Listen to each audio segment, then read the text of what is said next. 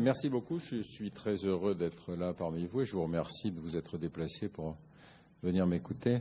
Je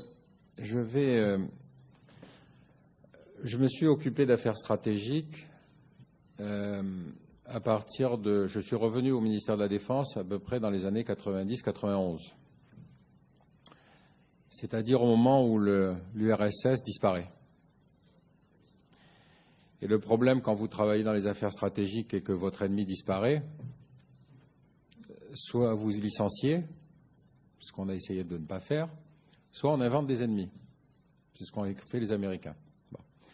Donc, je vais vous résumer rapidement, si vous voulez, ma réflexion sur les mécanismes qui donnent naissance à la fabrication d'ennemis, à sa désignation, au choix et aux différents types de guerres. Mais avant ça, je voudrais vous montrer un reportage télévisé fait par CNN, peu de temps après le 11 septembre. Le reporter se promène dans les rues d'une ville américaine et il pose la question, après l'Afghanistan, qui faut-il attaquer? C'est-à-dire que la question est volontairement biaisée. Et en plus, il a une carte qui est fausse, une carte du monde qui est fausse. Donc, si vous voulez, évidemment, ce n'est pas pour parler spécialement des Américains, mais c'est pour montrer que quand une société est traumatisée, il lui faut absolument un ennemi. Donc, je vais commencer par vous passer ce film, et puis on y reviendra, si vous voulez. Donc, voilà, ce film, si vous voulez, n'est pas spécialement destiné à insister sur le traumatisme du 11 septembre, mais c'est surtout pour montrer combien on est spontanément formé à désigner un ennemi quand on est face à une crise. Alors, moi, je vais essayer de parler, évidemment, de la désignation de l'ennemi dans une démocratie. C'est beaucoup plus simple que dans une dictature, parce que dans une dictature, il n'y a qu'un seul individu qui décide. Ce qui m'intéresse beaucoup plus, c'est que quand une démocratie fait la guerre, il faut que cette guerre soit démocratique, c'est-à-dire qu'il faut convaincre l'opinion publique. Alors, quelques remarques d'abord. Une démocratie n'est pas pacifiste par nature. Et une dictature n'est pas belliciste par nature. Le meilleur exemple, c'est que la France et la Grande-Bretagne, qui étaient les deux seules démocraties du XIXe siècle, ont colonisé la moitié de la planète, chacune, que Israël continue à coloniser les territoires occupés et que les États-Unis ont attaqué l'Irak d'une guerre illégale. Bon. Donc, une démocratie n'est pas pacifiste par nature. Deuxième remarque, la guerre, c'est une inversion complète de nos valeurs. Parce que, en temps normal, il est interdit de tuer. Si on tue, on est condamné. Alors que dans la guerre, vous êtes obligé de tuer. Si vous ne tuez pas, vous êtes tué par vos compatriotes. Bon. Donc, il vaut mieux être convaincu quand on part faire la guerre dans une démocratie. Donc, une guerre qui est menée par une démocratie ici doit être démocratique. Deuxième, encore quelques idées simples. Les guerres des autres paraissent toujours stupides. Et en plus, on sait toujours que la guerre est une catastrophe. Et donc, question pour nous, est-ce que nos guerres à nous sont plus légitimes? Alors, pourquoi je me dis ça? Parce que quand on regarde un atlas français qui s'appelle Le Monde rebelle, qui recense la totalité des crises de la planète, et il y en a environ 400, 450. Bon. Or, quand on regarde les rapports des think tanks occidentaux, probablement des think tanks japonais, ça c'est le Pentagone qui m'appelle pour que j'arrête mon exposé. Quand on regarde les rapports de think tanks sérieux, on en trouve une quarantaine. Donc pourquoi ce choix? Qui fait ce choix des 40 par rapport aux 400? Qui et comment fait ce choix? C'est ça ma question. Et donc, dernière question, évidemment, c'est est-ce qu'il est absolument nécessaire d'avoir un ennemi pour exister? Alors, qu'est-ce qui fait l'originalité de mon analyse? C'est que nous sommes tous habitués à en parler du complexe militaro-industriel, c'est-à-dire les entreprises d'armement, les militaires, etc. Mais les Américains ont un concept très intéressant qu'ils appellent les strategists, c'est-à-dire l'ensemble, la sociologie des gens qui participent à la définition de la stratégie. Et donc c'est un mélange assez intéressant. Vous avez des organismes officiels, des ministères, le ministère des Affaires étrangères, le ministère de la Défense, le ministère de l'Intérieur.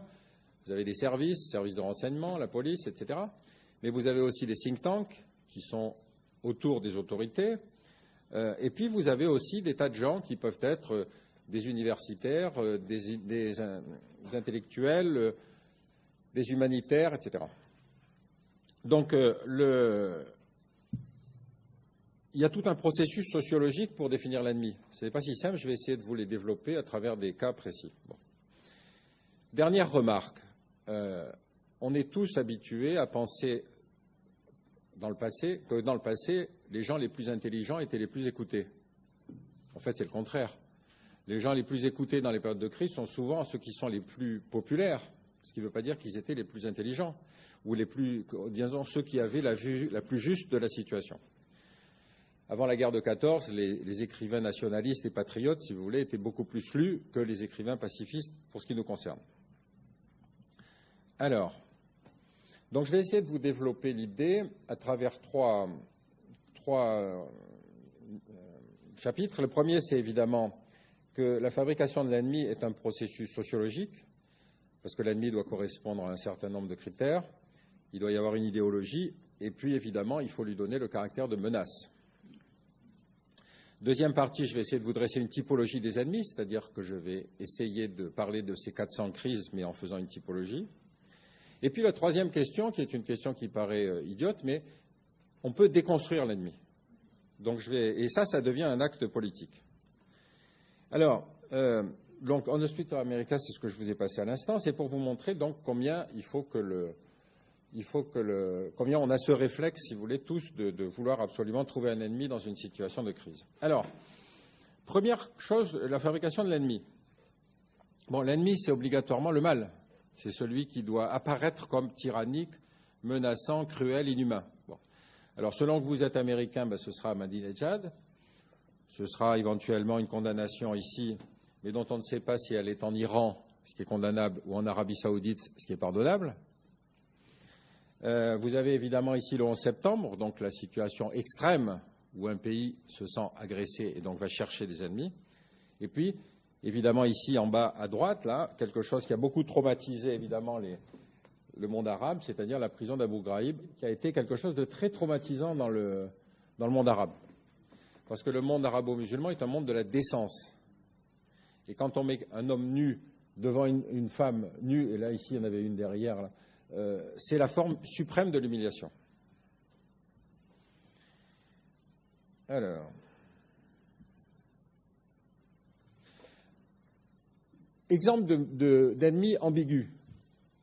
Le tyran riche. Parce que de temps en temps, il est tyran, de temps en temps, il est riche. Donc, si vous avez besoin de lui faire la guerre, c'est un tyran. Si vous avez besoin de faire des affaires avec lui, il est riche. Donc là, j'ai pris le cas de Saddam Hussein parce que, justement, il a joué les deux rôles. Rappelez-vous la guerre Iran-Irak.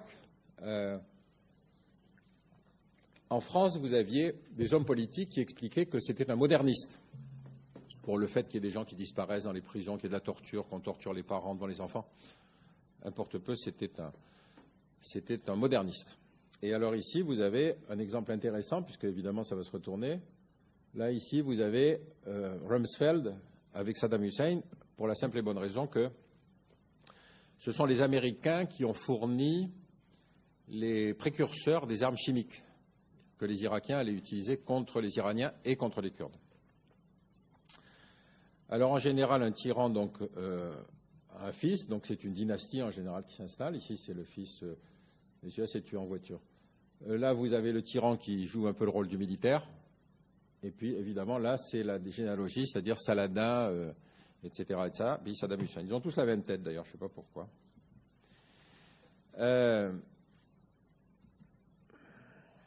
Ensuite, la guerre, c'est donc une violence légitime. C'est-à-dire qu'il faut montrer qu'on va utiliser la violence contre d'autres, mais qu'on a évidemment sa conscience pour soi. Donc, je vous ai ici marqué quelque chose d'assez intéressant, c'est le cas du western. Parce que nous avons tous regardé les westerns, enfin oui, peut-être pas les plus jeunes, mais en tout cas les gens de ma génération. le western, c'est exactement la valorisation d'un génocide. Puisqu'en fait, c'est le génocideur, le cow-boy, qui est le héros, et c'est la victime, l'Indien, qui est le méchant. Or, on a tous regardé ce genre de western. John Wayne a fait toute sa carrière là-dessus. Et vous voyez, le massacre de Fort Apache, c'était un de ces westerns. Ici, vous avez la nouvelle version de la violence légitime, c'est Rambo. Je l'ai mis ici parce que c'est une présentation de la violence qui est particulièrement caricaturale. Dans ce film, Rambo 2, il tue 75 personnes. Je les ai comptées.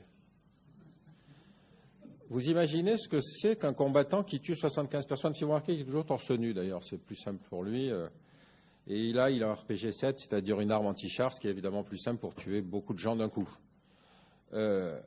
Mais cette présentation de la guerre est complètement incroyable. Si en France, on avait fait un film comme ça, où un ancien combattant du Vietnam, un ancien combattant d'Algérie retournait en Algérie et tuait 75 Algériens, ça ferait un scandale énorme. Aux États-Unis, c'est présenté comme un film hollywoodien. Donc, si vous voulez, on peut légitimer la violence, et évidemment, ici, vous avez des exemples particulièrement évidents. Ensuite, vous avez évidemment le rôle des médias, qui est important pour expliquer la guerre. Alors, ici, par exemple, c'était le moment où notre président Chirac a refusé d'aller en Irak. Et donc ça, c'est un titre du groupe Fox News, qui est le groupe de Rupert Murdoch, qui était le groupe qui a soutenu la guerre en Irak, mais totalement. C'est-à-dire que même Ted Turner, le patron de CNN, avait accusé Fox News d'avoir poussé à la guerre. Bon. Ici, vous voyez l'élégance de la critique contre Chirac. On est effectivement tout à fait dans la diabolisation. Alors ici, vous avez une carte extrêmement intéressante qui a été utilisée également par Fox News. Pour la simple et bonne raison, c'est que, en fait, vous voyez où ils ont mis l'Égypte? Donc, ce n'est pas l'exactitude des faits qui les gênait, c'était effectivement le fait qu'il fallait déclencher la guerre. Heureusement qu'ils se sont aperçus que ce n'était pas l'Égypte et qu'ils ne se sont pas trompés, qu'ils ont effectivement attaqué l'Irak. Enfin, il y a évidemment l'importance de construire une menace. Alors, j'ai mis 3 images ici. Celle de gauche, ici, ça, c'est les généraux nord-coréens. Là, c'est l'exemple même, si vous voulez, donc, du régime militariste. Il est tellement militariste qu'il y a tellement de médailles qu'ils n'ont plus de place pour mettre les médailles sur le plastron. Vous voyez, ça descend sur le pantalon. Ici, vous avez évidemment la présentation de l'armée chinoise. Donc, c'est important pour montrer que les Chinois sont menaçants. Et là, vous avez l'exemple même d'une erreur historique majeure de l'Occident, c'est-à-dire Nasser. Nasser était un nationaliste arabe qu'on a présenté comme socialiste, donc communiste. Bon. Et en fait, on a diabolisé Nasser au point de finalement se tromper complètement sur beaucoup des décisions qu'il a prises. Pareil, il faut construire l'ennemi. Donc ici, vous avez Mme Thatcher expliquant que Nelson Mandela est un terroriste. Ici, vous avez la présentation du rapport de Tony Blair expliquant que l'Irak avait des missiles qui pouvaient se déclencher en 45 minutes. Ici, là. En fait, c'était un rapport d'un stagiaire du ministère de la Défense qui a reconnu qu'il avait écrit n'importe quoi. Et puis là, ici, si vous reconnaissez, Colin Powell expliquant que l'Irak avait donc des bacilles et des produits chimiques capables de tuer, qu'ils pouvaient utiliser dans la guerre. Alors, je me suis toujours demandé si vraiment il avait dans la petite fiole, là, s'il avait dans le petit truc, vraiment des armes chimiques. Parce que s'il avait laissé tomber la pipette, là, s'il avait laissé tomber la bouteille, il aurait tué l'Assemblée générale de l'ONU. Donc, il y avait un double mensonge. Dernière remarque, si vous voulez, le rôle joué par les think tanks et par les intellectuels dans la construction de l'ennemi. Alors là, vous avez quelque chose que tout le monde a connu, c'est-à-dire le choc des civilisations. Cet ouvrage j'ai déjà un trou. Comment s'appelle l'auteur de Huntington. Pourquoi je cite cet exemple-là? Parce que le livre a été traduit en 35 langues. Ça veut dire que c'est un livre qui a structuré tout le débat stratégique mondial.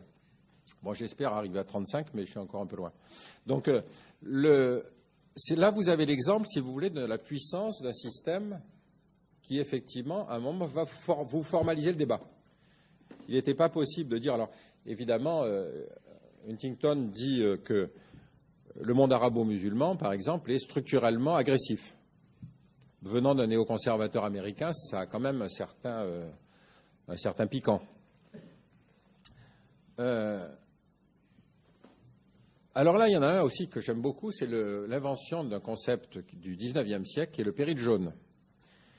Le péril jaune est une invention de l'empereur d'Allemagne Guillaume II, parce que l'Allemagne était en retard dans la colonisation par rapport à la France et la Grande-Bretagne. Et donc la question, c'était comment partager le seul morceau qui restait, c'est-à-dire la Chine.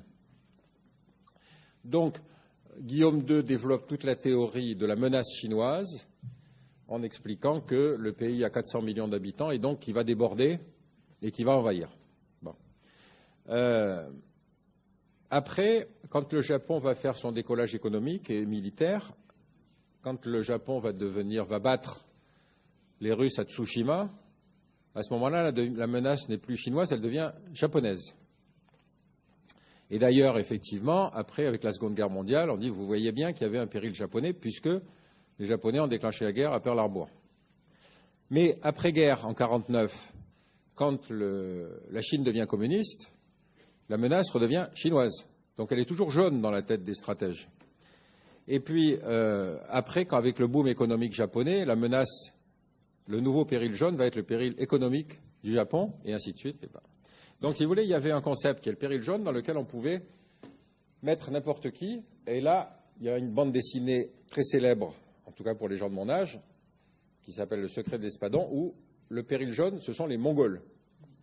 Ou les Tibétains, pardon. Les Tibétains. Alors, je vais essayer de vous développer la typologie des ennemis pour vous montrer comment fonctionne, si vous voulez, chacun des cas de crise, chacun des cas de guerre.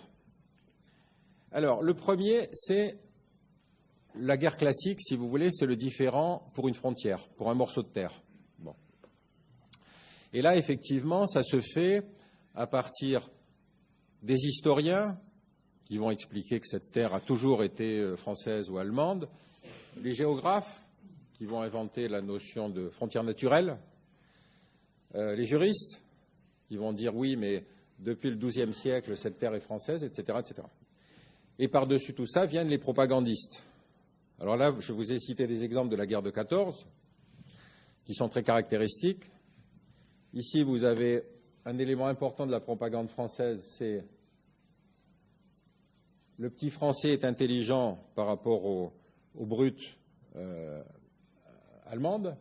Et ici, c'est le viol d'une Française par un soldat allemand.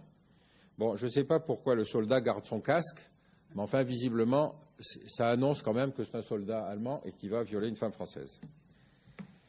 Là, j'aurais pu vous montrer quelque chose, mais si on a le temps, je vous mettrai tout à l'heure. Ici, je vais vous montrer un cas de querelle frontalière particulièrement ridicule. À la fin du XIXe siècle, on est en Amérique latine, hein, donc vous voyez ici, vous avez le Pacifique, là on est dans le Pacifique.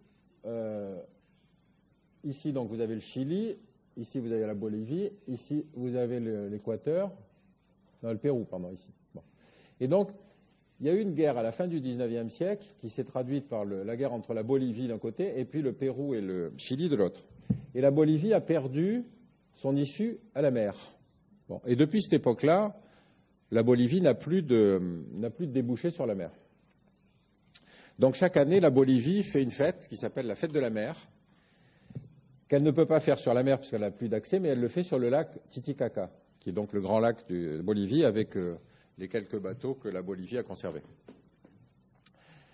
Elle a essayé de négocier avec le Chili de retrouver un accès à la mer, ici, mais les militaires chiliens, vous connaissez un peu, ce ne sont pas les gens les plus ouverts et les plus diplomates, donc ils ont toujours refusé. Ici, on est dans un désert qui est un des déserts les plus terribles de la planète, qui s'appelle le désert d'Atacama, où vraiment il n'y a rien. Donc vraiment, c'est un refus de principe. On ne touche pas à la terre sacrée. Alors, par conséquent, la Bolivie, qui a du gaz et du pétrole, alors que le Chili n'en a pas, a voté une règle constitutionnelle pour interdire que le pétrole et le gaz chilien soient vendus, que le pétrole et le gaz bolivien soient vendus au Chili. Interdit, constitutionnellement interdit. Donc, la Bolivie a été obligée de construire un pipeline qui passe par ici à travers le Paraguay, l'Uruguay, l'Argentine pour passer au-dessous de l'Amérique latine, au-dessous de la Terre de Feu, pour aller ensuite sur les marchés asiatiques qui sont là. Bon. Donc là, vous avez une situation où le blocage est complet et stupide. Et donc, un jour ou l'autre, la guerre reprendra. Bon, ici, je vous le montre simplement pour vous montrer combien, même dans le cas des Européens, la situation est aussi stupide. Ici, vous avez une carte qui vous montre la façon dont le découpage a été fait entre la Grèce et la Turquie, c'est-à-dire que toutes les îles de la mer Égée sont toutes grecques, et qu'à chaque fois qu'un avion turc ne tourne pas assez vite, si vous voulez, qui survole un peu la mer Égée, hop, il y a une protestation de la Grèce. En fait, vous pensez bien que les Turcs ont autre chose à faire que de s'occuper des Grecs, mais les Grecs considèrent que véritablement la Turquie est une menace constante. Deuxième cas de figure, si vous voulez, c'est le cas qu'on a connu pendant la guerre froide, ou c'est le cas qu'on a connu au moment de la rivalité franco-britannique. C'est le cas classique de l'impérialisme. Alors l'impérialisme, effectivement, ça consiste à expliquer qu'on conquiert la planète parce qu'on veut faire le bien des gens. Donc ici, vous avez par exemple la version française de la colonisation, là. C'est-à-dire que la France colonise, vous voyez, vous avez des Asiatiques, vous avez des Africains, et puis vous avez des Maghrébins, et on explique qu'on colonise, mais parce que la France apporte la culture et la civilisation. Ici, vous avez la version britannique. La version britannique, c'est-à-dire la Grande-Bretagne dirige le monde, et en fait, attendez, oui, voilà. La Grande-Bretagne dirige le monde et donc c'est pour le bien de l'humanité. Alors vous avez toujours la vision de la pieuvre, hein, qui est très importante parce que c'est toujours la dénonciation de l'impérialisme de l'autre. Ici c'est l'impérialisme anglais, ici c'est l'impérialisme américain, c'est une affiche communiste. Donc on utilise toujours la même idée. Vous savez, l'impérialisme, c'est la capacité à gérer la planète à distance.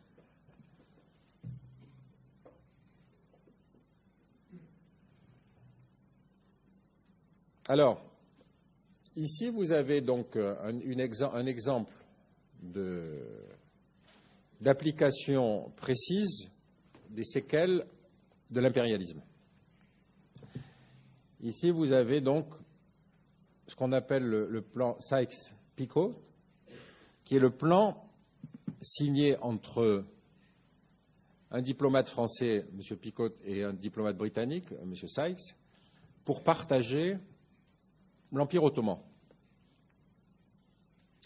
Et donc, ça a donné naissance aux États aujourd'hui, c'est-à-dire, ici, vous allez avoir donc l'État d'Israël qui va être pris sur le mandat britannique.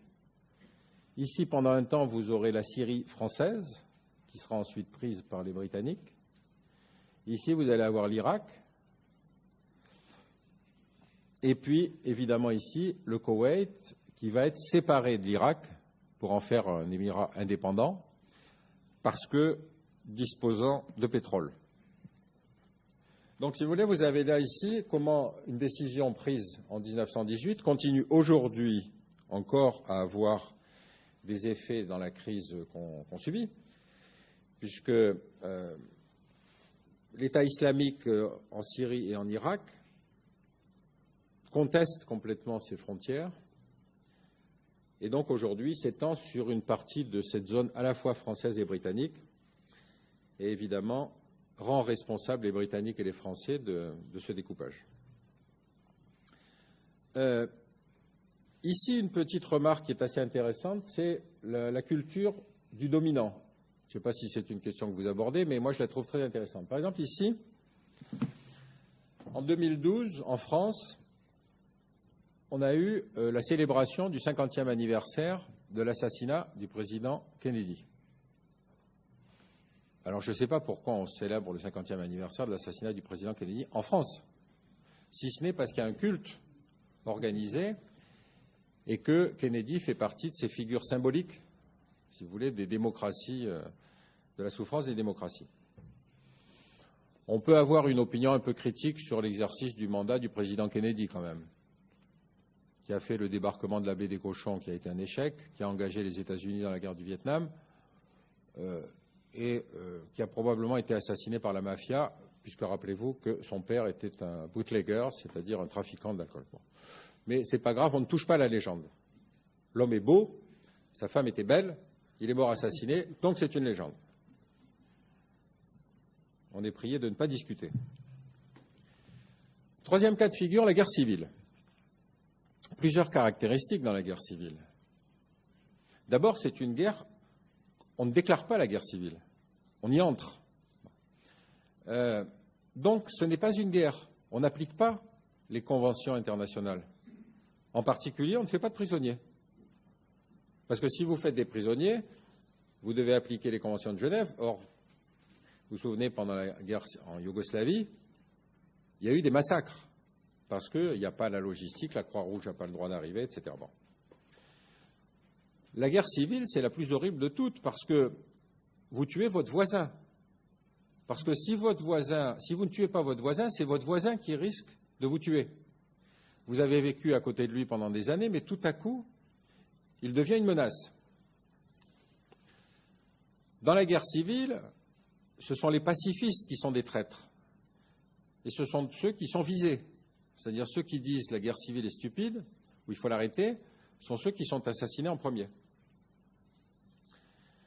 Et donc c'est une guerre où tout le monde est contre tout le monde. Il n'y a pas de ligne de front, il n'y a pas de bataillon équipé, etc.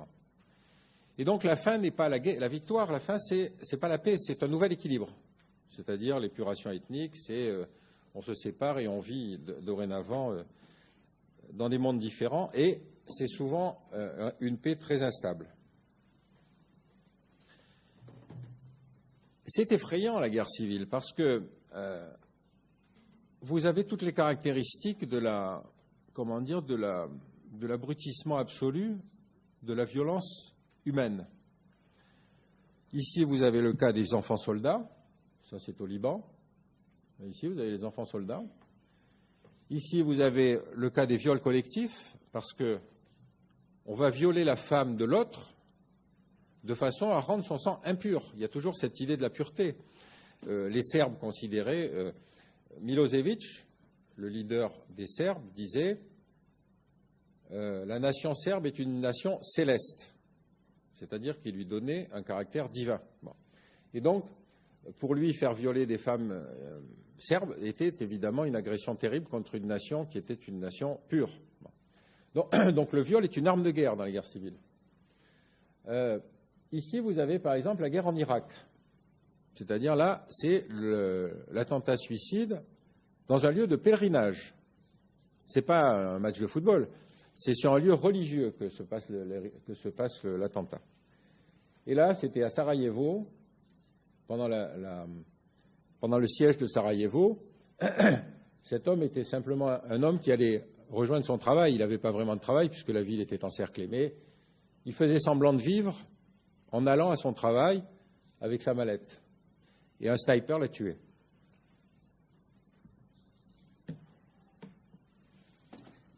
Troisième catégorie, ce sont les guerres que j'ai appelées les guerres idéocratiques, c'est-à-dire les guerres dans lesquelles l'idéologie est le moteur principal. Donc, la guerre idéologique est une guerre dans laquelle vous êtes le bien et l'autre est le mal. Alors, ça peut être le bien au sens le camp de la liberté contre le monde de l'oppression, le communisme, ou alors pour le communisme, c'est le monde du prolétariat contre le monde capitaliste, et évidemment, dans la guerre religieuse de l'islam, c'est l'islam, la religion, qui doit l'emporter par rapport au monde des mécréants. Les mécréants étant les gens qui ne pratiquent pas l'islam. En bas, vous avez une autre forme d'intolérance religieuse, ici, là, c'est-à-dire ce sont des colons israéliens, qui sont eux aussi des extrémistes religieux, et dont vous pouvez remarquer qu'ils se sentent menacés. Hein. Quand vous voyez leur niveau d'armement, vous ne savez pas qui menace qui. Mais ce qui est important, c'est de dire qu'on est menacé. Et donc, ici, dans le cas des colons israéliens, on construit le grand Israël, c'est-à-dire on construit l'Israël promis par Dieu. On est dans la même logique que dans l'islam, c'est-à-dire c'est le mandat divin qui explique la conquête.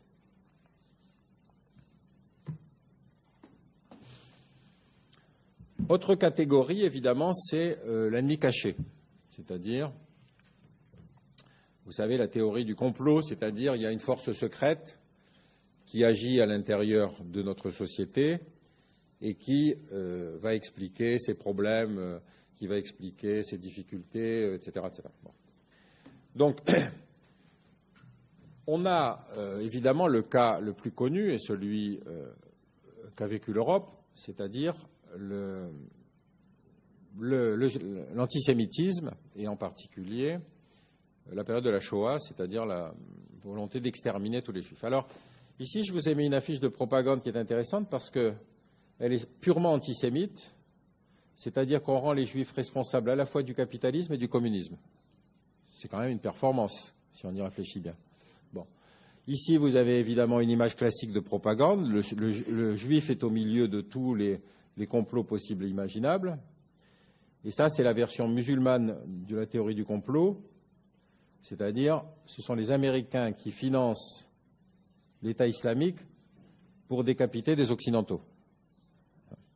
Donc la théorie du complot, c'est toujours pareil, c'est l'idée qu'il y a une vérité cachée et qu'il faut découvrir cette vérité cachée pour comprendre le monde. Alors, la théorie du complot, c'est extrêmement difficile à contrer parce que si vous avez l'occasion de visiter des sites, ce qu'on appelle des sites complotistes, c'est une réflexion totalement fermée. C'est-à-dire, on vous donne 358 preuves de ce qu'on veut vous affirmer, mais vous n'avez aucun moyen de vérifier les 358 preuves ou les 372 preuves qu'on va vous donner. Et surtout, si vous contestez le complot, c'est que vous êtes membre du complot. Donc, c'est une idéologie complètement fermée, si vous voulez, dans laquelle on n'a aucun... C'est extrêmement difficile de pénétrer. Alors, moi, j'ai un ami qui est convaincu de la théorie du complot et qui m'explique régulièrement que les Américains n'ont jamais débarqué sur la Lune, que tout était fait dans une pièce de théâtre, dans un théâtre, etc. Je ne sais pas ce que ça lui apporte, mais enfin, il a l'air d'être content. Autre cas classique, c'est celui de l'occupation, c'est-à-dire on occupe un territoire étranger et on explique que l'autre est un sauvage. Et comme tout sauvage, il ne comprend que la force. Donc, on n'ouvre pas de politique, de débat politique avec lui, puisque c'est un sauvage contre lequel seule la force va permettre d'agir.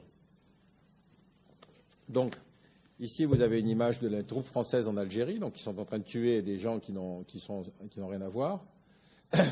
Ici, vous avez le cas de la répression du Bloody Sunday en Irlande du Nord, où, vous rappelez-vous, les catholiques se contentaient de demander les droits politiques, simplement.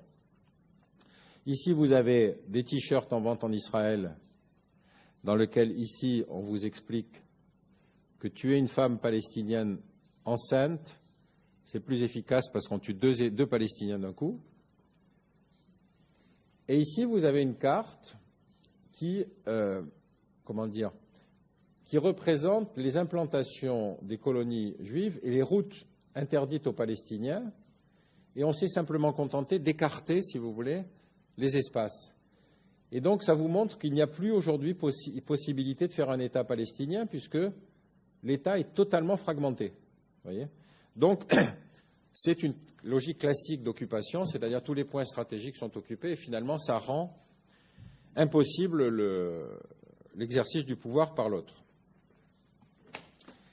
Alors, l'invention la plus récente est donc celle qui a suivi le 11 septembre, puisque c'est la première fois que Attendez, je vais essayer de déplacer un truc là. Puisque c'est la première fois qu'on fait la guerre non pas à un ennemi, mais on fait la guerre à des concepts. On va faire la guerre au terrorisme et à la prolifération. Alors, habituellement, quand on fait la guerre c'est ça. Quand on fait la guerre à un ennemi, c'est plus simple, parce qu'en général, quand même, on dit... alors, attendez, comment est-ce qu'on remet c'est comme ça en bas, là? Alors, il n'obéit qu'à son maître. Voilà.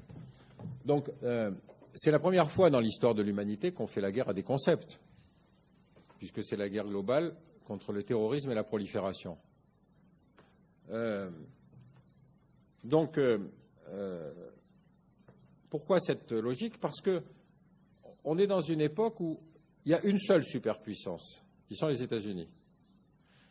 Si les États-Unis reconnaissaient à un pays la capacité de rivaliser, ce serait rabaisser la superpuissance. Et donc, la réflexion stratégique des néoconservateurs américains a consisté dès le début à dire les États-Unis ont un pouvoir de réglementation du monde et donc les principales menaces sont le terrorisme et la prolifération. Mais encore une fois, le terrorisme n'est qu'un moyen d'action, ce n'est pas un ennemi. Alors, ici, vous avez quand même un schéma intéressant d'une catégorie d'ennemis qui ont été définis par les néoconservateurs américains. Cherchez l'erreur. Ben, vous avez le Dalai Lama au milieu de tout ça. Donc, vous voyez, on est dans la logique de la construction de l'ennemi, où celui qui fabrique les images n'est même pas au fait, si vous voulez, de ce qui semble le plus rationnel. Alors, je vous ai mis ici une carte aussi qui est assez intéressante, qui est la vision stratégique de l'Iran, vue par les Iraniens, évidemment, hein. Puisque vous savez que George Bush va réussir un magnifique tour de passe-passe. Dans les attentats du 11 septembre, il y avait 15 Saoudiens sur 19 terroristes. Et en janvier 2002, quand il fait le discours sur l'état de l'Union, il dit « Les pays de l'axe du mal sont l'Iran, l'Irak et la Corée du Nord. Pas d'Arabie saoudite. » Les Nord-Coréens ont dû être surpris d'ailleurs, parce que les pauvres, il n'y avait pas de Nord-Coréens dans l'avion. Donc, si vous voulez, c'est l'exemple même d'une construction totalement artificielle qui avait été prédéterminée. Bon. Alors, dans cette carte ici, comme l'Iran était considéré comme une menace par le discours de George Bush, je vous ai mis l'image contraire, c'est-à-dire comment l'Iran voit sa propre sécurité. Et vous avez ici l'explication du programme nucléaire iranien, c'est-à-dire que les Iraniens se sentaient cernés par les bases américaines dans les pays du Golfe, à Qatar, aux Émirats arabes unis, au Pakistan, en Afghanistan puisqu'on est dans la guerre, au Turkménistan, en Irak puisqu'on est dans la période de la guerre, et puis on aurait pu mettre des bases en Turquie. Donc vous voyez que quand on renverse la vision stratégique de l'autre, on peut en tout cas faire l'effort de comprendre pourquoi lui-même se sent menacé et a donc son propre discours de construction de l'ennemi. Alors, dernière catégorie. On n'est pas aujourd'hui dans une menace stratégique. C'est-à-dire, il n'y a plus l'armée rouge, qui pour la France était à 400 km de Strasbourg, qui avait une supériorité conventionnelle très forte. Donc, dans les 400 crises, on peut faire le choix, on peut décider, on peut dire finalement telle crise est importante ou pas. Alors, comment faire qu'une crise internationale devienne importante? Premier problème, il faut accéder aux médias. Pas d'image, pas de crise. C'est une règle de base. Donc il faut des images. Il faut qu'il y ait des journalistes qui aillent filmer. Et puis il faut obéir à des règles médiatiques. Il faut un chef charismatique, un chef qui passe bien. Bon. Il faut un uniforme qui soit reconnaissable, parce que dans l'image, ça compte. Il faut évidemment des bons et des méchants qui soient clairement identifiés. il faut des relais d'opinion, c'est-à-dire il faut des faiseurs d'opinion qui soutiennent votre cause. Et puis, dernière chose, il faut respecter un certain tempo médiatique. Par exemple, ne jamais déclarer une crise pendant les Jeux Olympiques ou pendant la Coupe du Monde de football. Ça ne passe pas. Un journal télévisé d'une grande chaîne, chaque soir, ne peut parler que de 2 crises à peu près. Donc, vous voyez l'importance de l'accès aux médias. Alors, je vous ai mis ici le cas du Dalai Lama, qui est l'exemple même du chef charismatique des Tibétains, qui, entre parenthèses, sont une théocratie qui est assez effrayante, hein, quand même, parce que c'est quand même pas l'exemple de la démocratie, le Tibet géré par les lamas. Bon. Et le Dalai Lama est donc le 13e dieu vivant sur Terre. Vous connaissez le processus. C'est l'ordre de Lama à bonnet jaune qui choisit l'enfant qui va être Dalai Lama. Et ensuite, il est formé par l'ordre des lamas à bonnet blanc pour dire qu'il est le 14e ou le 15e dieu vivant sur Terre. Bon. Je vous avoue que je n'ai jamais rencontré de dieu vivant sur Terre, mais il paraît qu'il y en a au moins un. Alors, en tant que Français, pays de la laïcité, comme vous le savez, ça me choque un peu qu'on considère qu'un dieu vivant sur Terre devient citoyen d'honneur de la ville de Paris. Sinon, on peut reconnaître Ben Laden aussi, ou on peut reconnaître al-Baghdadi. Vous voyez, donc il y a ce hiatus, c'est les problèmes internationaux. On peut donner un statut à un chef qui, dans un autre contexte, n'aurait pas du tout été reconnu. Ensuite, il faut trouver des relais médiatiques. Alors, vous avez 2 catégories extrêmement importantes, qui sont les intellectuels, pas les universitaires, les intellectuels, hein, et les humanitaires.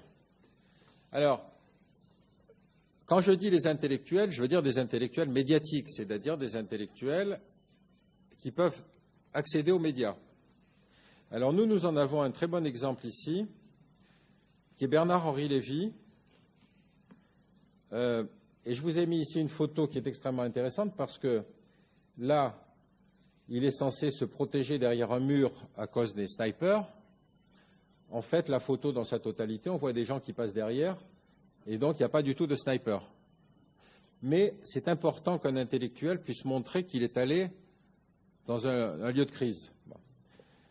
Bernard-Henri Lévy s'est fait une spécialité de ça et vous connaissez son rôle dans le déclenchement de la guerre en Libye. Deuxième catégorie, ce sont les organisations humanitaires. Les organisations humanitaires sont très importantes parce qu'elles disent « nous connaissons les victimes, donc on va dire qui sont les bourreaux ».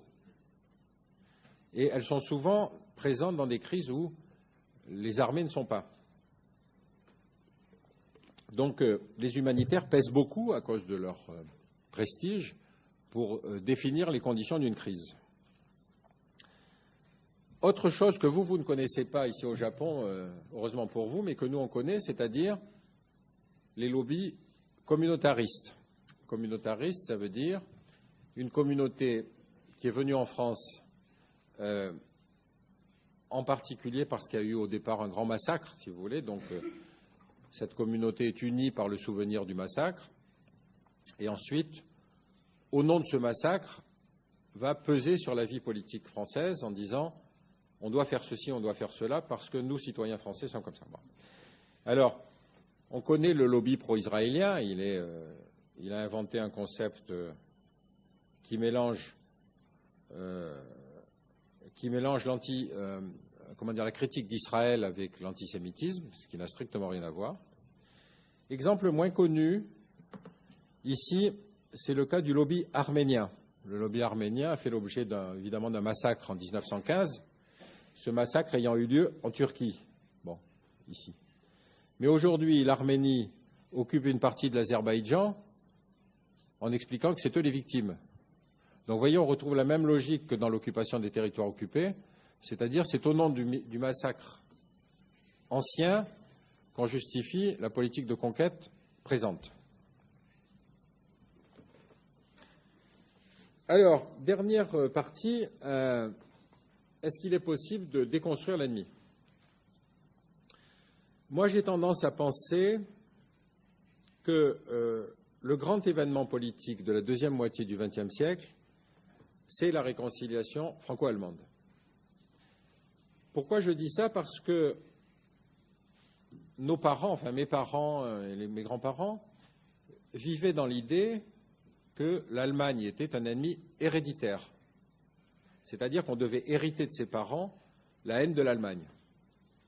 Et puis les Allemands vivaient dans la même idée, c'est-à-dire qu'il fallait accepter l'idée que la haine de la France. Il a fallu deux hommes d'État importants pour décider qu'on arrêtait le match. Et ce n'était pas facile. Par exemple, quand le général de Gaulle décide d'inviter le chancelier Adenauer en France pour parler du traité de l'Élysée, il ne le fait pas venir à Paris, à l'Élysée. Il le fait venir dans sa maison de campagne, à Colombey-les-Deux-Églises, parce qu'il a peur des manifestations à Paris. Vous voyez, donc il faut convaincre l'opinion que le geste est devenu véritablement une rupture. Bon. Et donc, on s'aperçoit que c'est possible, et je vous citerai d'autres exemples, si vous voulez, où des tentatives de même nature ont été faites. Alors la conséquence, évidemment, ça a été la possibilité de faire la construction européenne, avec tous les abandons de souveraineté sur la monnaie, sur le contrôle des frontières, etc. Ici, vous avez quelque chose d'extrêmement important aussi, c'est-à-dire la reconnaissance par l'Allemagne de sa responsabilité dans la guerre. Ça, c'est extrêmement important parce que sans ça, il n'y aurait pas eu de traité de l'Élysée. Ici, vous avez donc Willy Brandt, le chancelier allemand, qui à Varsovie s'agenouille devant l'emplacement où était le ghetto de Varsovie, c'est-à-dire, vous savez, ce quartier juif qui avait été complètement encerclé par les troupes nazies et qui finalement a été systématiquement détruit. Et donc là, on entre dans quelque chose qui est très important pour la déconstruction de l'ennemi, c'est les différentes modalités qu'on a fait ces dernières années pour essayer de déconstruire l'ennemi. Alors, il y a eu quelques exemples extrêmement intéressants, autres que le traité de l'Élysée. En Afrique du Sud, il y a eu des commissions qui s'appellent des commissions vérité et réconciliation, qui sont extrêmement importantes. Nelson Mandela, libéré de prison, dit on ne va pas faire la vengeance, on ne va pas faire la vengeance des vainqueurs sur les vaincus. Il dit votre inhumanité est la même que la mienne, c'est-à-dire j'ai fait autant d'horreurs que vous. Et donc, pour nous réconcilier, pour vivre ensemble, il faut que chacun reconnaisse les crimes qu'il a commis. Et la reconnaissance des crimes vaut amnistie. Donc, vous voyez, il renverse complètement tout le principe de la justice. Il dit c'est sur la base de la vérité qu'on fera la réconciliation. Et donc, vous imaginez, filmé à la télévision, des assassins qui viennent parler de la façon dont ils ont tué quelqu'un devant la famille de la victime. Et la condition de l'amnistie, c'était qu'ils avouent. Et donc, ça a été un moment extrêmement pénible, mais ça a été un moment indispensable pour construire ce qu'on appelle aujourd'hui la nation arc-en-ciel, c'est-à-dire l'Afrique du Sud. Alors, il y a eu d'autres tentatives aussi de résoudre des questions de génocide. Au Rwanda, où il y a eu à peu près 800 000 morts en 4 semaines, vous vous rendez compte de la rapidité, de la brutalité du génocide, c'était en quelque sorte un génocide populaire, c'est-à-dire que le Hutu tuait le Tutsi qui habitait à côté de chez lui. Le Hutu tuait la femme de son voisin qui a été mariée elle-même avec un Hutu, etc., etc. Donc c'est un génocide populaire. Et donc, à la différence, si vous voulez, par exemple, du traité de la justice les procès de Nuremberg, on ne juge pas les responsables, puisque les responsables étaient morts. On est obligé de trouver un mécanisme où, au niveau de chaque village, on reconnaît ce qu'on a fait. Donc c'est ce qu'on a appelé les commissions Gacaca, et c'est extrêmement difficile, parce que imaginez que vous avez vécu toute votre vie dans un village et que tout à coup votre voisin a assassiné votre femme ou vos enfants, ce sera difficile de revenir habiter dans le même village ensuite. Troisième exemple, si vous voulez, pour sortir des périodes de guerre civile, notamment après les dictatures, on s'est trouvé dans des cas très compliqués. Pourquoi? Parce que soit on décidait l'amnistie.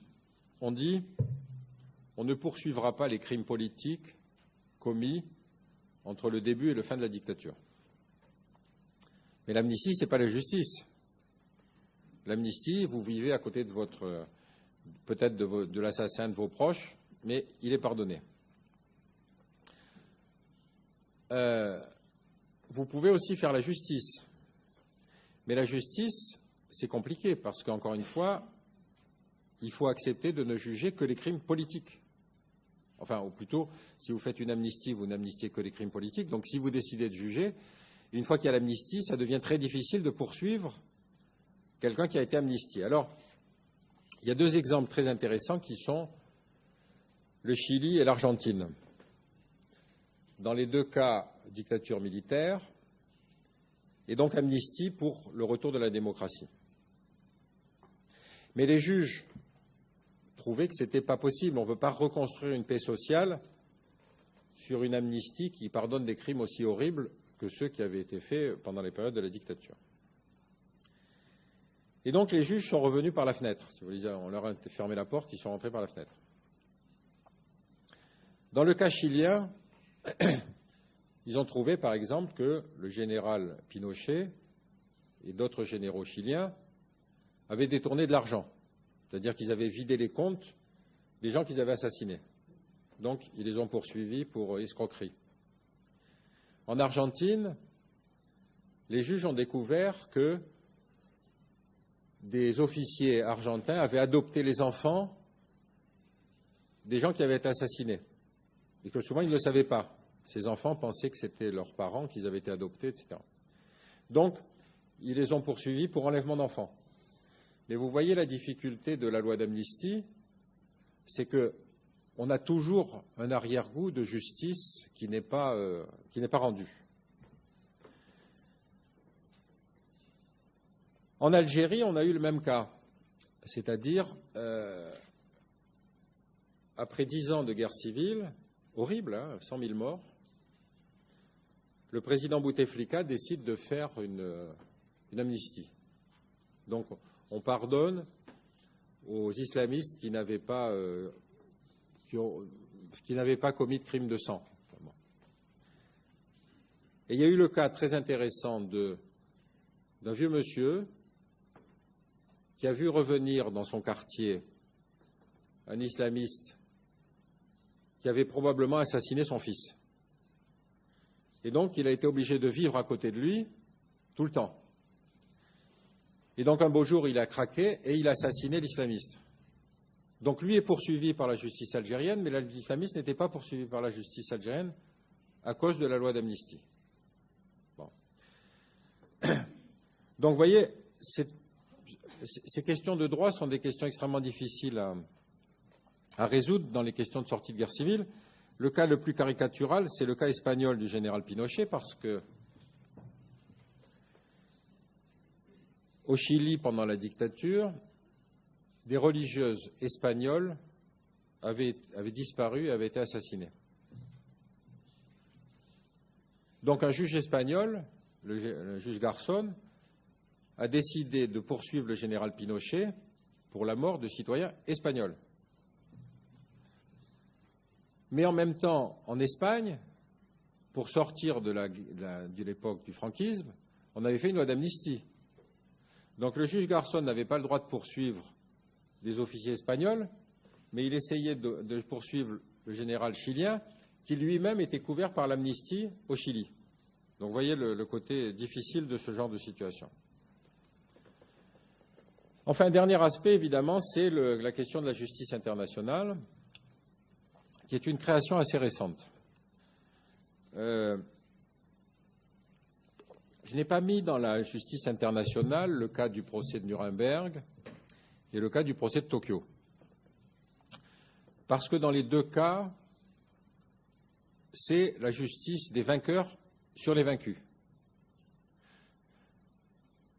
On pourra revenir, si vous voulez, sur ces deux exemples parce qu'ils sont intéressants sur des terrains différents. Ce qu'on a essayé de faire après la Yougoslavie, c'est de créer international. C'est-à-dire, ce n'est pas le vainqueur qui juge le vaincu, c'est l'opinion publique mondiale qui juge le crime de guerre. Donc il y a évidemment des crimes de guerre des deux côtés. C'est-à-dire que dans la crise en Yougoslavie, il y avait des crimes de guerre serbes, il y avait des crimes de guerre croates, il y avait des crimes de guerre bosniaques. Donc, la question, c'est évidemment qui passe devant la Cour pénale internationale. Vous savez, la Cour pénale internationale a été créée par le traité de Rome sur une idée américaine. C'était une proposition du président Clinton. Et donc, c'est une cour pénale qui fonctionne à partir du moment où un certain nombre d'États ont ratifié la Convention. Le premier État qui a refusé de ratifier la Convention, c'est les États-Unis. C'est-à-dire, en dépit de l'idée qui émanait du président Clinton, le Congrès a refusé. Et donc, vous avez un peu aujourd'hui une justice internationale qui fonctionne à moitié parce que, effectivement, elle peut juger des criminels de guerre, mais évidemment, elle n'a pas une compétence qui lui permette de mettre tout le monde soumettre tout le monde à la justice internationale. Donc vous avez effectivement le procès de Milosevic ici, le président serbe, qui s'est quand même fait 10 ans après la fin de la guerre civile, donc vous voyez la durée. Ici, vous avez Richard Taylor, qui était le chef de guerre du Libéria, qui avait assassiné, qui avait coupé des mains, enfin qui était effrayant. Donc ceux-là, ils ont été effectivement devant la Cour pénale internationale. Pol Pot, il a réussi à éviter, mais enfin, on a essayé de poursuivre, au moins au Cambodge, les Khmers rouges. Et puis évidemment, ici, deux cas qui sont extrêmement intéressants. George Bush, dont il n'est pas question qu'il passe devant la Cour pénale internationale, donc il peut faire des conférences sur la paix, ce n'est pas un problème. Et puis ici, beaucoup plus intéressant, le cas des sociétés militaires privées. Vous savez que, à partir de la disparition de l'URSS, toutes les grandes démocraties passent dans une armée professionnelle. C'est-à-dire on arrête la conscription et donc les militaires sont des professionnels. Mais une armée professionnelle, ça coûte plus cher. Et donc il y a des fonctions qu'on ne fait pas remplir par des militaires en uniforme, on fait appel à des sociétés privées. Et donc, par exemple, en Irak, la sécurité des convois d'hommes d'affaires, la sécurité des champs pétroliers, la sécurité de choses comme ça sont assurées par des sociétés militaires privées. Ces sociétés militaires privées sont aujourd'hui en effectif aussi importantes que les armées. En Afghanistan, il y avait à peu près autant de soldats de sociétés militaires privées, enfin plutôt d'employés civils des sociétés militaires privées que de soldats en uniforme. Alors, quand il y a eu l'invasion de l'Irak, le Pentagone avait besoin de sociétés militaires privées. Et celles-ci ont négocié d'avoir le même statut que les soldats américains, c'est-à-dire le même statut qu'ont les soldats américains ici, c'est-à-dire l'exterritorialité. Donc seule la justice américaine pouvait juger des citoyens américains, militaires ou civils. Et donc ici, vous avez le cas d'une société militaire qui s'appelle Blackwater, qui est l'exemple même de la société. Vous voyez d'ailleurs comme ces gens ont l'air sympathiques. Et qui sont donc des gens qui accompagnent, par exemple, des convois. Alors, il s'est passé un épisode très effrayant. Le principe du convoi protégé, c'est qu'il ne doit pas s'arrêter. Donc il faut qu'il circule à toute vitesse. Et il y avait un mariage irakien. Et dans les mariages, pratique idiote, mais les gens tiraient en l'air avec des kalachnikovs. Donc ils avaient provoqué un embouteillage et il y avait des coups de feu. Donc les soldats, les miliciens de Blackwater ont tiré dans le tas. Et ils ont tué 17 personnes du mariage.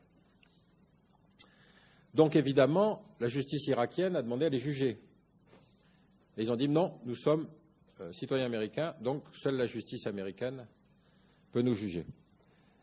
Donc ils sont rentrés aux États-Unis et puis, vous regardez comme moi les feuilletons américains, il y a un juge américain qui a dit « Ah, mais on ne leur a pas lu leurs droits avant de les arrêter. Vous savez, vous avez le droit de garder le silence, etc., tout ce que pourra dire, vous avez le droit d'un avocat. On ne leur avait pas lu ça, donc le juge américain les a libérés. Ça a fait un tel scandale quand même qu'il y a un autre juge qui a considéré qu'il fallait les poursuivre. Mais vous voyez, aujourd'hui, la justice internationale souffre encore d'énormes trous, donc il y a encore du boulot. Et donc, j'espère qu'on se reverra dans quelques années. Voilà. Je vous remercie de votre attention. Je vous remercie de votre conférence. Moi, je veux pas me prononcer sur la situation du Japon, que je ne connais pas. Donc, c'est un débat politique qui vous concerne. La question que vous me posez sur la France est une question très intéressante. Parce que la France, vous savez, chaque processus de définition de l'ennemi tire son origine en partie dans l'histoire nationale. Quand Hitler construit le nazisme, il dit le traité de Versailles est un traité inégal et donc il faut rétablir l'égalité pour l'Allemagne. Bon. D'autres États ont des démarches historiques parce qu'elles vont revendiquer un morceau de territoire, etc. etc. Bon. La première remarque que j'ai faite dans ma vie professionnelle, c'est qu'effectivement, les hommes politiques ne connaissent pas l'histoire. Il y a un débat aux États-Unis en ce moment très intéressant parce que des universitaires américains demandent que le futur président soit entouré d'une commission d'historiens. Donc, vous voyez, c'est un débat déjà très important. Deuxième remarque, les stratégistes auxquels j'appartiens ont souvent des manies, c'est-à-dire que quand vous avez fait votre notoriété sur un ennemi particulier, si votre ennemi disparaît, vous perdez votre capacité d'influence. Par exemple, Condi Rice, donc, qui était conseillère de George Bush, était spécialiste de l'Union soviétique. Quand un des responsables du renseignement américain, je crois que c'était Robin Clark, vient la voir pour lui parler d'Al-Qaïda, ça n'intéresse pas. Pour elle, la véritable axe stratégique, c'est ce qu'on appelle le rollback, c'est-à-dire qu'il faut refluer la Russie dans ses anciennes frontières. Bon. Donc, ces stratégistes, ils ont aussi leur vision du monde. En l'espèce, quand vous êtes dans une position hiérarchique, ben vous avez raison sur ceux qui sont au-dessous de vous. C'est un principe de toutes les organisations hiérarchiques. Le chef a toujours raison. La manière de procéder, c'est comment lui faire comprendre qu'il a peut-être un peu raison, mais pas tout à fait raison. Pour le cas de la France, on est à la conjonction de tous ces phénomènes. Première chose, la France, membre permanent du Conseil de sécurité, considère qu'elle doit participer à la gestion de la sécurité de la planète.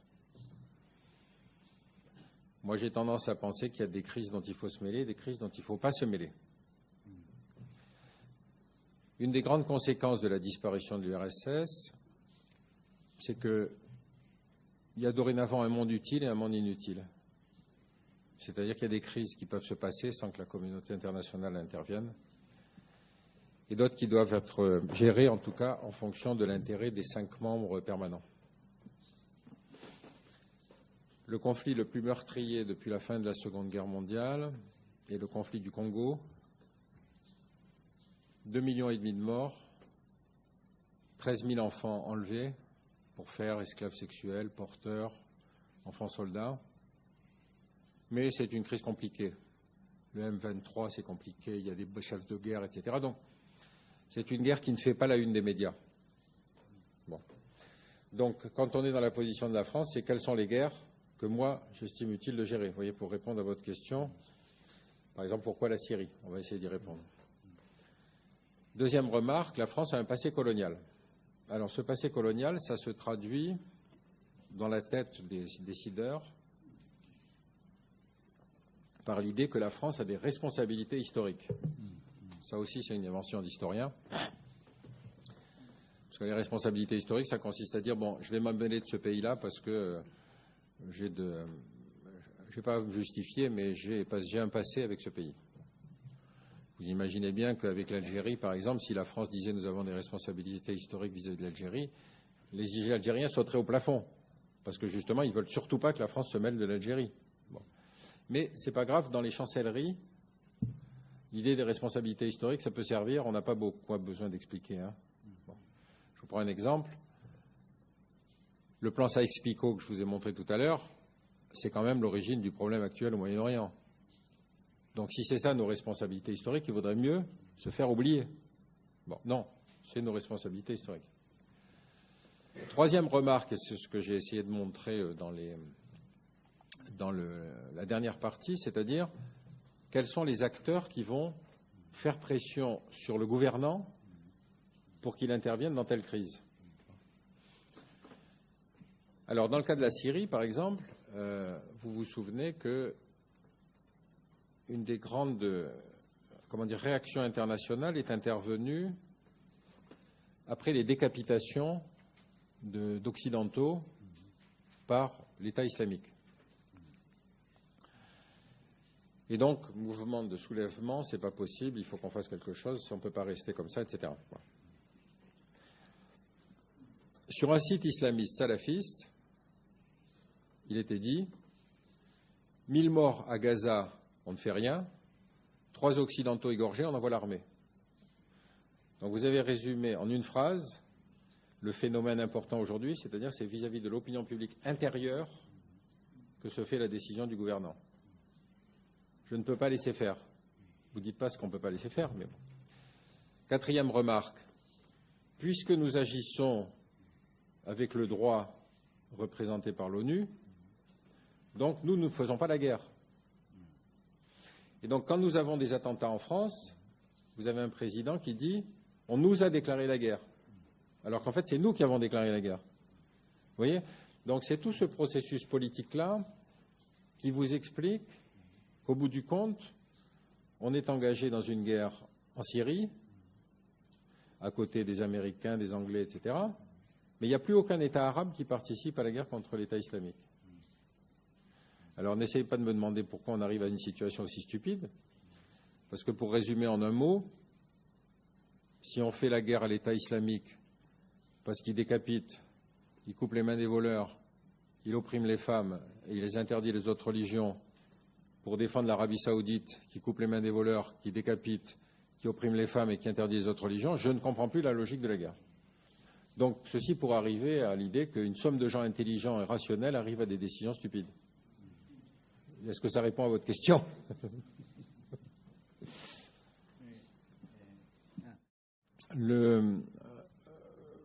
La question que vous avez posée tout à l'heure sur le processus stratégique américain est assez intéressant à 2 titres. D'abord parce que dès la disparition de l'URSS, les penseurs républicains vont commencer à réfléchir sur comment maintenir la suprématie américaine pour le siècle futur.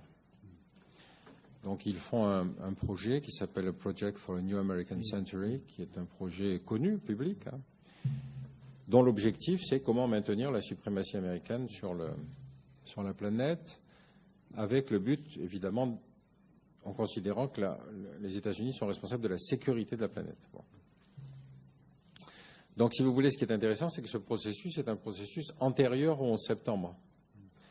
Et donc, c'est la réflexion sur l'harmonisation de la planète. Enfin, Huntington en fait partie, Fukuyama en fait partie, etc. Donc, d'autres penseurs participe à quelque chose qui est finalement, encore une fois, une définition impérialiste de la sécurité de la planète.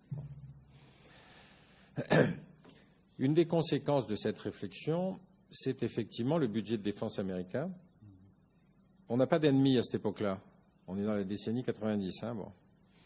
On essaye vaguement avec la Chine, mais enfin la Chine avait un budget qui faisait le 10e du budget américain, donc c'est difficile, ça ne marche pas très fort. Bon. Mais quand même, on décide que le budget de la défense américaine doit être en continuelle augmentation. Le budget de la défense augmente sous l'époque Clinton. Ce n'est pas sous la période Bush. Et donc, l'idée stratégique américaine reste la suprématie, la supériorité militaire absolue dans tous les domaines. C'est une des conclusions du Project for New American Century. Et effectivement, la guerre du Golfe a montré que la suprématie conventionnelle pouvait permettre de régler certaines guerres. Alors, où est-ce que la chose va poser problème? Ça va être pour la guerre en Irak.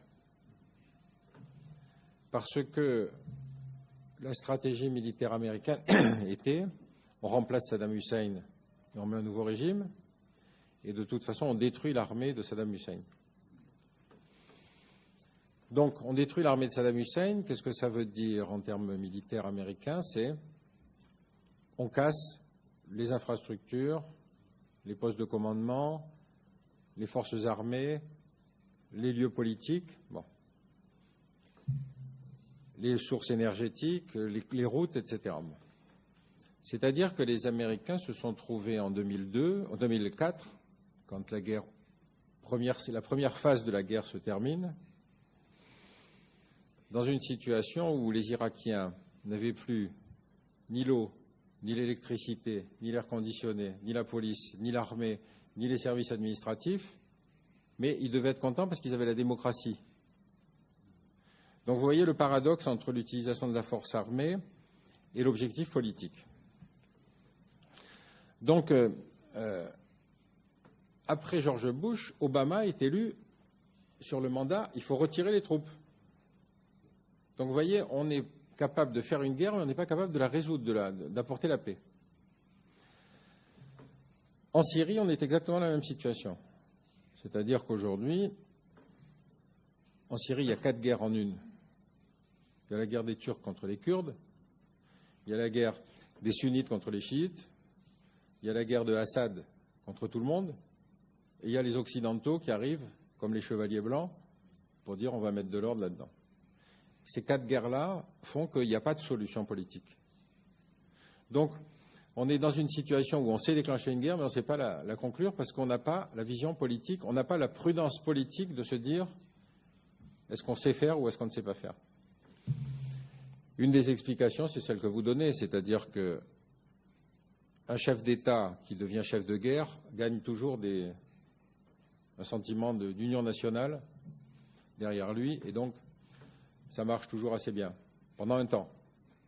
Après, si la guerre s'enlise, à ce moment-là, il perd des points dans les élections. Donc les États-Unis sont comme la France de ce côté-là, enfin comme toutes les démocraties qui ont un projet stratégique mondial, qui ont un projet militaire stratégique mondial, c'est-à-dire un moment où la dynamique fait qu'on déclenche une guerre et on ne sait pas la terminer. C'est triste comme conclusion, mais je n'en ai pas d'autres. Je ne sais pas s'il y a des questions dans la salle, peut-être, non? Moi, j'ai surtout insisté sur le complexe militaro-intellectuel. Le complexe militaro-industriel joue son rôle, mais les 20 ans que j'ai passés au ministère de la Défense m'ont montré que les militaires n'étaient pas bellicistes. Les militaires ne veulent pas faire la guerre, parce qu'ils savent ce que c'est. Les politiques sont beaucoup plus convaincus de la nécessité de faire la guerre. En général, ils n'y vont pas. George Bush n'a pas fait la guerre du Vietnam. Sylvester Stallone non plus, d'ailleurs. En général, les gens qui ont fait la guerre ne sont pas toujours d'accord pour déclencher la guerre. Par exemple, les militaires français étaient tout à fait opposés à l'intervention en Afghanistan. Parce qu'ils savaient que les Anglais s'étaient cassés les dents, ils savaient que l'Union soviétique, l'armée la plus conventionnelle, la plus forte du XXe siècle, s'était cassé les dents, Et donc, ils savaient très bien qu'aller en Afghanistan, ce serait pratiquement une guerre d'enlisement. Bon. Donc, vous avez aujourd'hui, par contre, des intellectuels qui vous disent qu'il faut aller faire la guerre. Je vous ai montré l'exemple de Bernard-Henri Lévy. Il a toujours un battle dress, vous savez, prêt à partir, à monter dans son avion personnel pour aller sur un lieu de guerre. Je ne crois pas qu'il ait jamais reçu un coup de poing dans la figure, Bernard-Henri Lévy, vous savez. C'est-à-dire que la violence, il ne sait pas ce que c'est. La violence, c'est la base de la guerre. Et encore une fois, les gens qui l'ont subie sont en général beaucoup plus prudents. Bon. Et donc, vous avez cette étrange situation politique où vous avez des gens qui sont capables de convaincre le politique qu'il faut faire une guerre. Deuxième question, vous avez évoqué les Nations Unies. Les Nations Unies, constituées en 1948, sont effectivement une tentative des vainqueurs de la Seconde Guerre mondiale de régir la planète. On signe la Déclaration universelle des droits de l'homme, en 1948. Parmi les 5 pays signataires, vous avez l'URSS, qui est un immense goulag. Vous avez la France et la Grande-Bretagne, qui sont les 2 grandes puissances coloniales. Vous avez les États-Unis, qui à l'époque est un pays raciste et ségrégationniste. Et puis vous avez la Chine de Chiang Kai-shek, qui n'est pas l'exemple de la démocratie. Donc ça vous dit qu'on est capable de faire des grandes déclarations d'intention si on ne les respecte pas. Bon. Troisième remarque, on organise le Conseil de sécurité. Mais la base du Conseil de sécurité, c'est le veto. C'est-à-dire qu'une des 5 puissances peut empêcher les Nations Unies de s'occuper d'une guerre. La France a interdit aux Nations Unies de s'occuper de la guerre d'Algérie, par exemple, avec le veto. Les pays membres permanents du Conseil de sécurité, avec ce principe du veto, ont fait à peu près une 50aine de guerres depuis 1945 dans lesquelles ils ont interdit aux Nations Unies de s'occuper. Donc les Nations Unies sont effectivement une organisation qu'on essaye de régénérer, de refaire, etc. Mais c'est extrêmement compliqué. Troisième remarque, est-ce que les crises actuelles sont des crises de la pauvreté contre la richesse? Moi, j'ai l'impression que les Saoudiens ne sont pas dans le besoin. Quand vous avez 15 Saoudiens sur 19 terroristes le 11 septembre, que le chef du groupe est un Égyptien d'une classe moyenne, ce n'est pas le conflit de la pauvreté contre la richesse. Je crois qu'il faut abandonner 2 idées. Enfin, en tout cas, il faut les relativiser. 2 idées importantes. La véritable menace sur la liberté des citoyens, aujourd'hui, ce ne sont plus les États démocratiques. Ce sont les grands acteurs de Google, les grands acteurs d'Internet. Aujourd'hui, les grands acteurs d'Internet ont beaucoup plus de pouvoir pour savoir des informations sur vous que les services de renseignement, qui sont enfermés dans des conditions de fonctionnement, etc., etc. Deuxième remarque, la logique de la pauvreté contre la richesse n'explique pas les guerres, parce que malheureusement, les guerres n'existent pas dans les pays les plus pauvres de la planète. Quand on est tiraillé par la faim, on s'occupe surtout de trouver à manger. On ne fait pas la guerre. La guerre est un phénomène de classe moyenne. Ce sont les gens qui, justement, contestent un ordre politique. Et vous avez encore une fois des cas de guerre qui n'ont pas de racines de pauvreté. C'est le cas de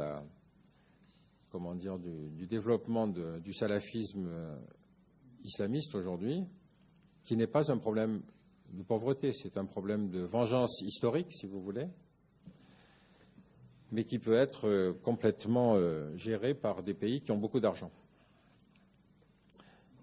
Juste une dernière remarque.